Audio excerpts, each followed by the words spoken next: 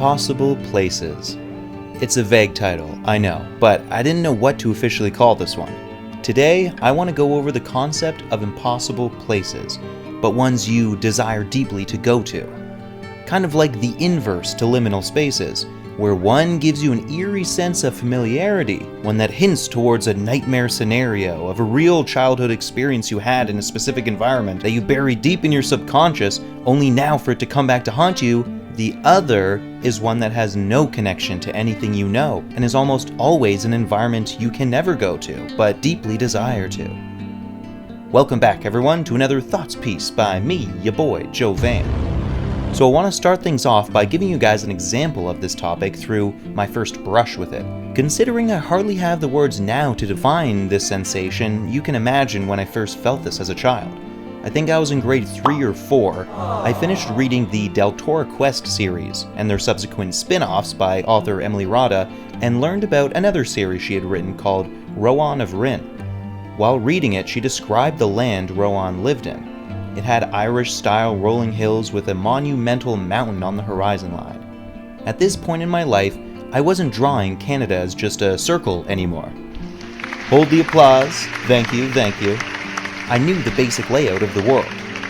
I was also previously exposed to other fictional lands like Middle-earth and the aforementioned Deltora, so the concept wasn't alien to me. Yet for some reason, with this specific place of Rin, it did something to me. It gave me a longing I had never felt before. I had dreams about being in that land. I told my mom about it and asked her if such a place existed, and she shrugged, suggesting Switzerland or the UK, but without such high mountains. But it settled in my mind that I would never truly be able to visit a place I had such a vivid imagination of. It was disappointing in an existential kind of way, like when you truly grasp that you will die one day. I was able to get on with my life, but the feeling of longing for impossible places never went away. It just moved on. I found other infatuations for places like 2005's The Fountain's future spaceship bubble, or Halo's ring. It gave me a love for clouds and space, these places I will never go to. Or maybe I had this love all along, and I'm just attributing it to the initial trigger of Rowan of Rin because it's the first time I felt so strongly for such a thing. But however you spin it, it has become an integral part of my personality. Films like The Matrix, Cube, and the YouTube series of The Backrooms all scratch that larger-than-life itch that I have. I'll regularly download pictures of nebulae or illustrations of otherworldly environments from the internet just to look at them in admiration. What am I doing when I do this to myself? Am I a masochist? Am I exercising my own restraint, humbling myself? Reliving that strong childhood feeling I had in late spring? All of the above?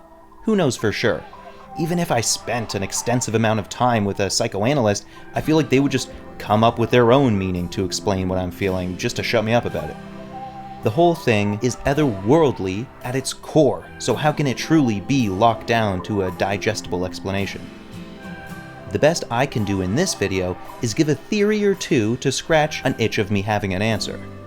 We humans have certain instincts, like hunger, sexual desire, defending family and friends, and having fun at musical venues. These are all generally part of what makes us human. Another instinct I think we have that comes out in today's culture with the travel freaks is a sense of exploration, a sense of entering the unknown.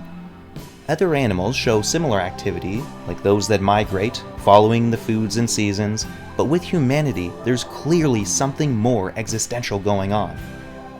We were all once homeless, in a sense.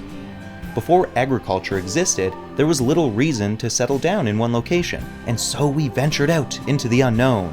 At first, it was with nothing but the newly invented meme that would later be called clothing. It kept us warm in the colder climates, which had essentially life-hacked our own biology. We were now unlocked, able to go anywhere we dared. And that's what many of our ancestors did. They explored never-before-seen lands, grassy hills, pine woods, beaches, swamps, rocky cliffs, mesas, seas, and mountains, Gandalf, mountains! This period in our collected history of constantly experiencing new incredible landscapes lasted for tens and tens of thousands of years. It effectively changed the way we think. Evolution is a slow process, but incremental change can occur in a time span like that. Our psychology, as the smartest creatures on this planet, are rightfully complex and hard to crack, especially for our own selves. So it goes that I tip my hat to the universe, time, and all things and inventive people that changed the course of our species' lives forever, bringing us to this point. While I wish I had all the answers to both the universe and my own psyche, there is a strange sense of admiration and awe in the face of the unknowable, in the longing for impossible places, and in the drive for exploration. And that'll wrap up today's thought piece. As always, thank you so much for listening. I wish you nothing but love in your life, and remember, if any topic or concept piques your interest, make sure to dig into it further by doing your own research. And finally, remember to keep on thinking. If you liked this thought piece, you might also like The Final Frontier. So, until next time, ciao for now. Peace.